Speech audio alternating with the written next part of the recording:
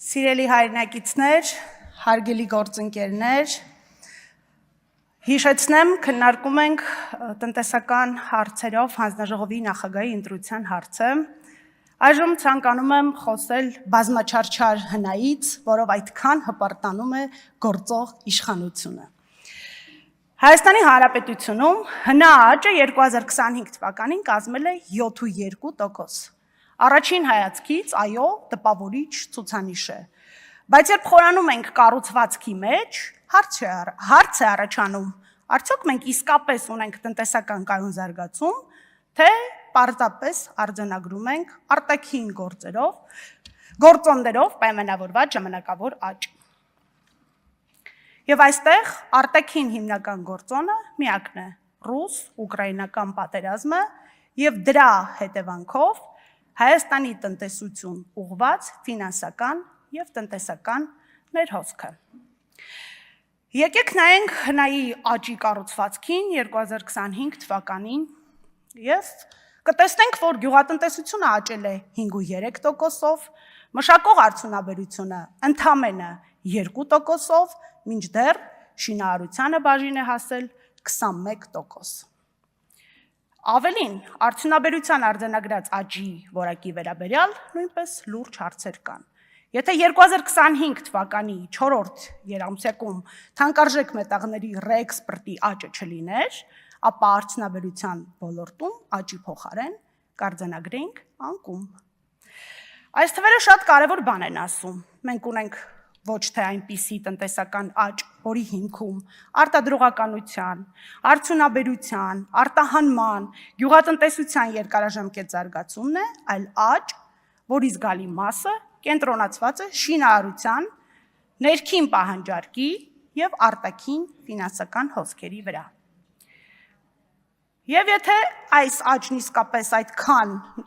լայնատարած ու ներառական է, ապա բնական հարց է առաջանում. ինչու այդ դեպքում Հայաստանում աղքատության մակարդակը շարունակում մնալ 20%-ից բարձր։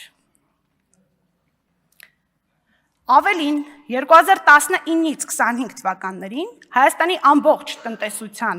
իրական հնան աճել է 46.3%-ով։ Բայց այդ աճի բաշխվածությունը նույնպես շատ հետաքրքիր է։ Մարզերին օրինակ բաժին է հասել դրա ընդամենը 33%-ը, մինչդեռ Երևանին 67%-ը։ Այսինքն մենք ոչ միայն ունենք կառուցվածքի խնդիր, այլև դրա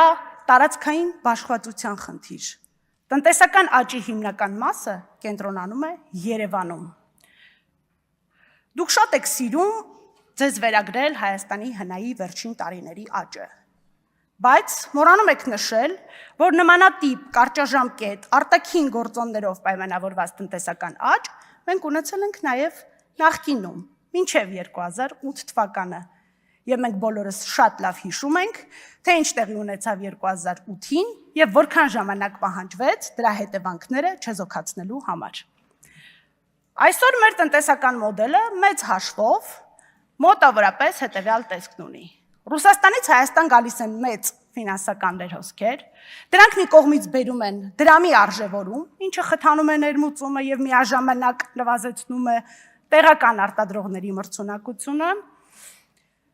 Մյուս կողմից դրամի արժևորումը ունեցել է նաեւ մեկ այլ էֆեկտ. բարելավվել է պարտ-քնա հարաբերակցությունը։ Եթե դրամ-դոլար փոխարժեքը պահպանվեր մոտավորապես 480 դրամի մակարդակում, ապա պարտ-քնա հարաբերակցությունը լավագույն դեպքում կլիներ մոտավորապես նույն մակարդակում, որը մենք ունեինք 2018-ին, այսինքն այստեղ եւս մենք ունենք ոչ միայն տնտեսական քաղաքականության, այլ փոխարժեքի էֆեկտ։ Մյուս կողմից այս ֆինանսական ներհոսքերի մի մասը կուտակվելով Հայաստանի ներսում վերածվել է ներքին ներդրումների, բայց հարցն այն է, թե որտեղ են ուղղվում այդ ներդրումները։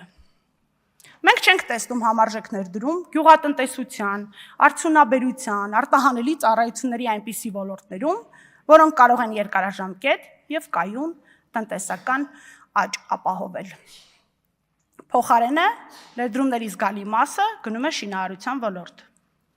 Շինարարություն ինքնին իհարկե խնդիր չէ, խնդիրն այն է, երբ տնտեսության աճի շարժիչը դառնում է մի ոլորտ,